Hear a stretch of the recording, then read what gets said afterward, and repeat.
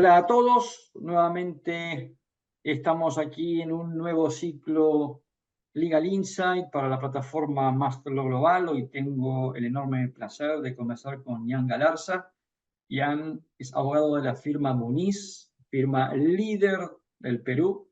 Ian se especializa en derecho penal económico y forma parte del equipo de compliance penal, ¿no es cierto?, de la firma Muniz. ¿Cómo andas, Ian? Hola, ¿cómo te va? Gusto, mucho gusto. En primer lugar, agradecerte por la invitación y a tus órdenes. Por favor, dime en qué puedo aportar.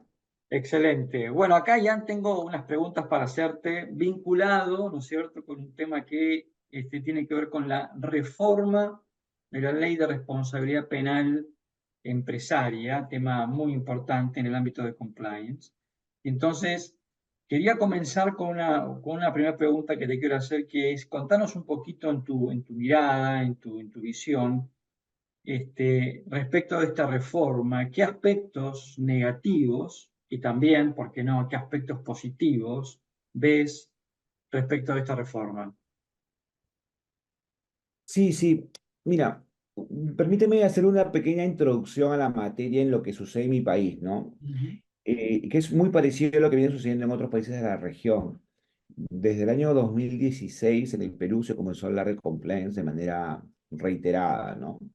Eh, el Perú tiene una intención de ingresar al OCDE, como lo ha hecho ya Chile, Colombia, México, y bueno, bajo esa intención había que hacer una serie de reformas legislativas en la normativa interna.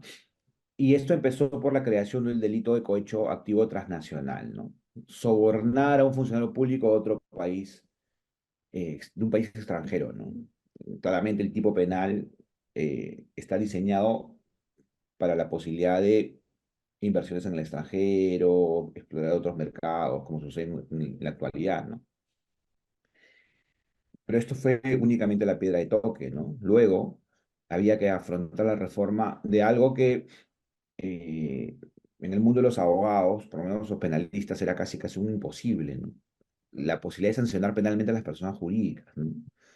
Yo recuerdo que si de eso hablábamos en la facultad, cuando yo estaba en la facultad, esto era casi casi, pues, materia de burla, ¿no? Materia de una posición muy, muy indefendible dogmáticamente. Bueno, pasan los años y hoy por hoy, y en el Perú desde 2018 se comenzó a hablar de forma reiterada sobre la posibilidad. Y en el 2018 el legislador emitió una norma, la ley 3424. La emitió en realidad un poco antes, pero en el 2018 entró en vigencia con la clara, es una ley que si tú la revisas, es una norma que tiene aspectos materiales y aspectos procesales, pero el aspecto material es inequívocamente una norma que establece los presupuestos para aplicar, para determinar responsabilidad y aplicar sanciones contra una persona jurídica. Es curioso porque en el Perú se le denomina Ley de Responsabilidad Administrativa de las Personas Jurídicas. ¿Muy Ujú. bien? Pero esto es como dicen, un fraude de etiquetas, ¿no? Realmente y la génesis de este detalle es que realmente los grupos empresariales, los gremios empresariales, levantaron la voz diciendo: "Oye, una responsabilidad más para la actividad empresarial ya no queremos". Y la penal suena complicada, suena difícil de manejar. Lo que consiguieron fue que le pongan el nombre de responsabilidad administrativa. Vamos, la responsabilidad administrativa no tiene nada y sí tiene todo de responsabilidad penal. La norma también plantea cuestiones como que esta responsabilidad se tenga que determinar dentro de un proceso Ujú. penal que va a promover un fiscal, proceso penal que va a determinar un juez, y bajo presupuestos derivan de la comisión de un delito. Ahora, Ian, Entonces, acá te interrumpo, Ian, 2 minutos, ¿no? Cuando uno habla de responsabilidad penal de la persona jurídica, no soy penalista, uno, digamos, no le pone esposas a las personas jurídicas, sino que le pone esposas a las personas físicas, ¿no?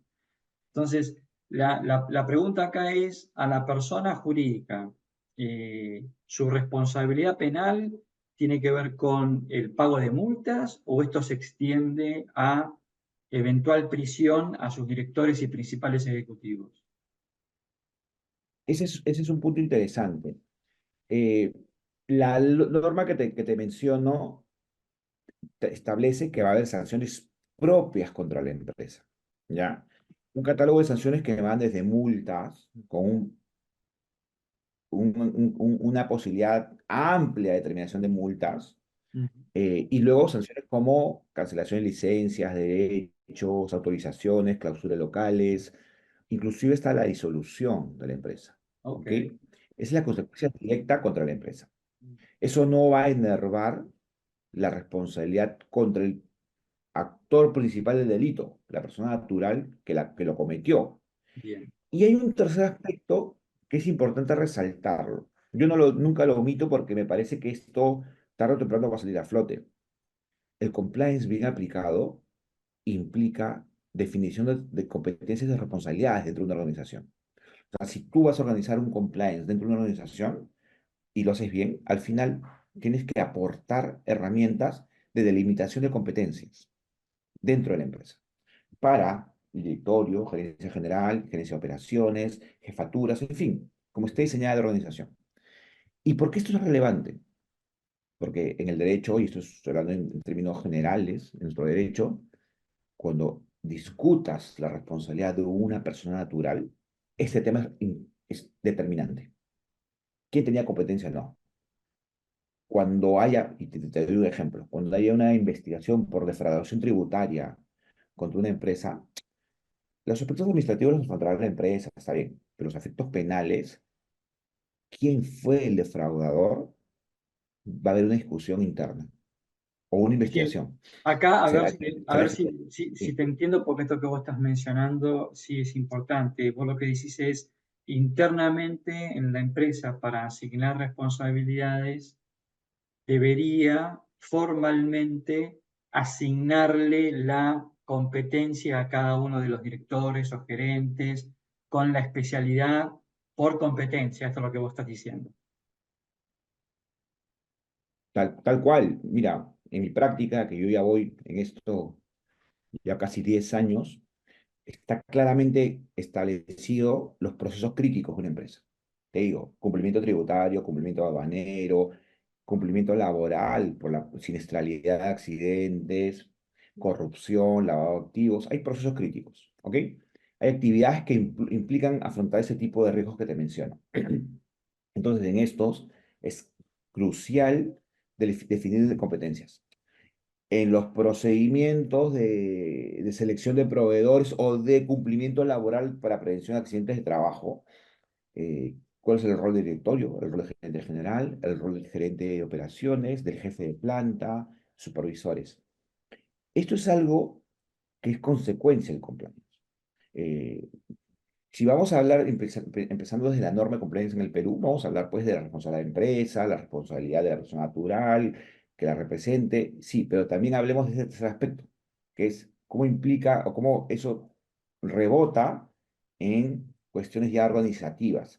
Y esto tiene mucha lógica, por lo menos te hablo de mi país, que es lo que conozco con mucha precisión, con una jurisprudencia reiterada de la Corte Suprema que reitera y reitera para cuestiones como accidentes laborales, lavado de activos, corrupción, precisamente lo que te acabo de contar. Ujú. Si vamos a determinar responsabilidades, hablemos primero de competencias. Bien. Entonces, esto que estás mencionando me lleva a otra pregunta que te quiero hacer, que es, ¿qué impacto estás viendo vos que todo esto que estamos hablando tiene sobre, ¿no es cierto?, sobre la actividad propia de la empresa. En tu experiencia, ¿qué es lo que estás viendo? Sí, ha tenido un impacto que aún no conocemos el resultado final. Déjame que te cuente. Salió la ley y las primeras que se interesaron en la ley por temas de cumplimiento, porque además tenían la capacidad financiera de afrontarlo, eran las grandes empresas, ¿no? Pero eso trajo un efecto cascada. ¿A qué me refiero? Que las grandes empresas en el mercado comenzaron a exigirle a sus proveedores o a sus socios comerciales, demuéstrame un estándar de compliance. Ujú. o si vamos a seguir haciendo negocios, alíñate en términos de compliance. Entonces, trajo un efecto cascada. Las grandes empresas comenzaron a exigirle a sus proveedores y estas también a sus otros proveedores determinados estándares de compliance. Eso fue un primer efecto. Y un segundo efecto fue que el sistema financiero comenzó también a exigir este estándar de compliance. Eh, antes de la reforma, antes de la adaptación de la ley, el análisis de riesgos era netamente financiero y por ahí aspectos legales, obviamente, pero ahora eh, a los penalistas nos piden participar en ese análisis de riesgo. Ok, Porque, claro, también si tú, pongamos este ejemplo, vas a colocar un crédito fuerte a un cliente, una empresa, tienes que saber qué contingencias penales podría afrontar esa empresa en los próximos años, porque algún procesamiento contra ella va a implicar problemas de cumplimiento de pagos, de bien. cumplimiento de obligaciones. Entonces, eso ha traído también, te imaginarás que el sistema financiero también tiene la batuta. Si el sistema financiero comienza a pedirte compliance, hay que tener compliance.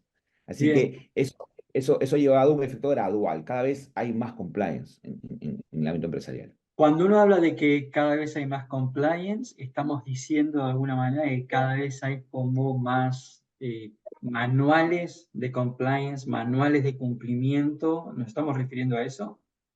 Sí, yo creía, bueno, es- también, es una parte de eso, ¿no? Yo, cuando me preguntan sobre ese punto, yo distingo dos cosas. Mm, Lo que yo denomino la literatura de compliance, es decir, la normativa interna, las directivas, las políticas, incluso los mapas de riesgo, que son las cosas más complicadas de todo el catálogo de obligaciones legales que hay, pero también la cultura, ¿no? Que es otro aspecto, es el mm. aspecto inmaterial, ¿no? La práctica, el seguimiento, la capacitación, las señales internas de que hay una filosofía empresarial dentro de la casa que no puedes omitir. Hay que tener ambas aristas para poder sentirse en compliance, ¿no? Es decir, no solamente parecer, sino ser. Esto es un poco lo que está Sí, diciendo. tal cual, tal cual. Siempre va a haber un margen de error, un margen de, Obvio. obviamente el mundo no es perfecto, pero no basta con tener la literatura en una gaveta y listo, ¿no? Hay Bien. que tener también la praxis, con lo complejo que es, ¿eh? Quizás sea lo segundo lo más complejo, pero hay que tenerlo como objetivo, ¿no? Y de acuerdo con tu experiencia y siendo, ¿no es cierto?, parte de una de las firmas top 5, ¿no es cierto?, de Perú, ¿cómo estás viendo vos el mercado peruano en ese sentido? ¿Está como ayornándose? ¿Está avanzando a velocidad? ¿Cómo estamos viéndolo eso? Sí, sin duda, cada vez, como dije hace unos minutos, cada vez hay más compliance en Perú, cada vez hay más empresas medianas que buscan compliance, porque, bueno, como dije, el sector financiero y las grandes empresas lo piden. Eh, si quieres hacer negocios fuera de nuestras fronteras, tienes que tener compliance, te lo están pidiendo de todas maneras. Y hay otro aspecto.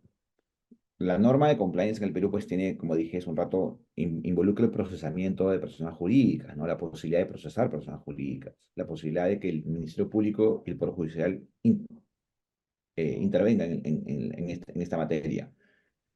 Ya la Fiscalía en el Perú ya conoce esta ley y la está aplicando, ¿no? Yo en la actualidad tengo asesorías ya eh, porque la Fiscalía ha emitido oficios indagando sobre cuestiones diciendo, mira, la ley me posibilita procesarte, primero quiero saber cuál ha sido tu grado de participación, tu empresa, Bien. no funcionario, no a la empresa.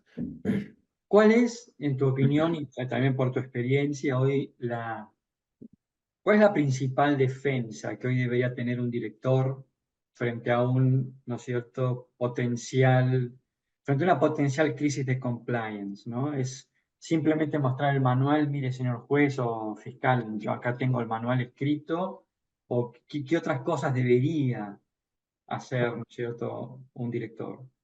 Sí, sí, yo te respondo, déjame responderte en dos partes. No quiero omitir la primera, que es la siguiente. ¿Cómo debería responder la organización ante un emplazamiento de la Fiscalía sobre compliance? en el Perú tenemos una norma que me parece crucial, que se llama los lineamientos de verificación emitidos por la autoridad que va a verificar si tú tienes o no compliance, que es la Superintendencia de Mercado de Valores. Ujú, Más allá del nombre, que es un nombre netamente bursátil, la ley le ha dado capacidades para poder indagar en cualquier empresa que la fiscalía necesite investigar. Entonces, hay una norma que te dice cómo te voy a, cómo voy a auditar si tienes o no compliance.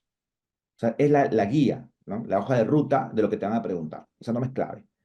Y luego, entonces, bueno, para la primera parte de tu respuesta, yo creo que si, cómo responder ante un emplazamiento cumpliendo a cabalidad lo que plantea esa norma. bien, Y lo segundo, que es la pregunta tuya, era, ¿y cómo debería responder un directorio?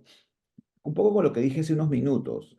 Al final el compliance implica responsabilidades y competencias a todo nivel, de forma vertical.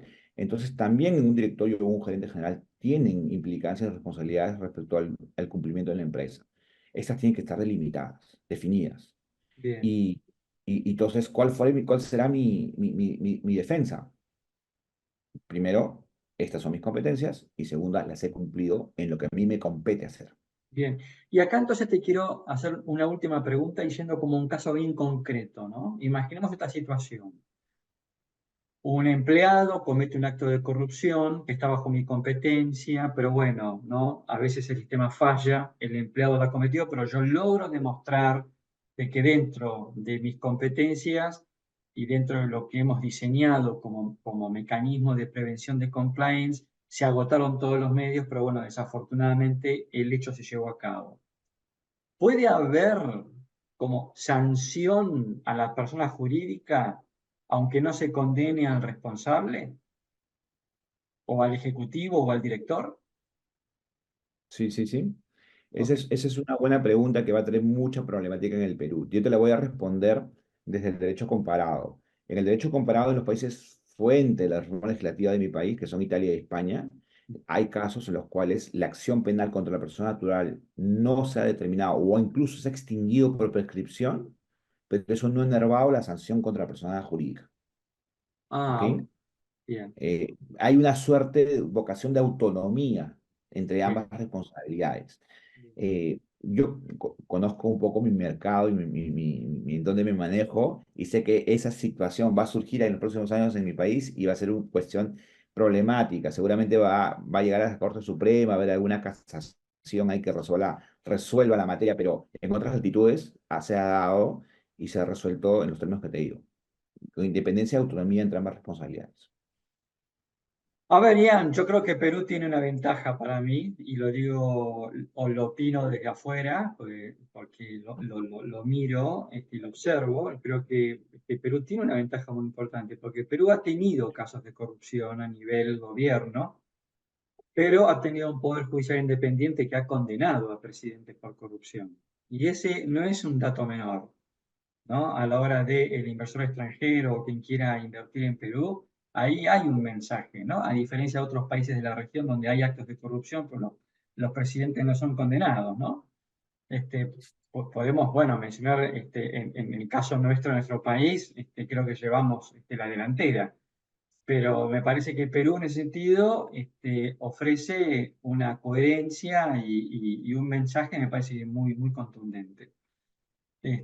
Así que esto te lo comparto como reflexión y quería terminar esta entrevista contigo agradeciéndote que nos hayas compartido este tiempo para este encuentro y por supuesto quedan las puertas abiertas para cualquier otra entrevista vinculado con este tema. Gracias, Ian. Gracias a ustedes por la invitación. Eh, me gusta mucho de esta iniciativa la posibilidad de compartir experiencias a nivel regional. Creo que el derrotero va a ser el mismo. Y tenemos que compartir conocimientos, experiencias, perspectivas para poder buscar este enriquecimiento recíproco. Entonces, encantado de estar acá y nuevamente para lo que necesiten, cuenten conmigo, por favor. Ian, gracias por tu tiempo. Gracias.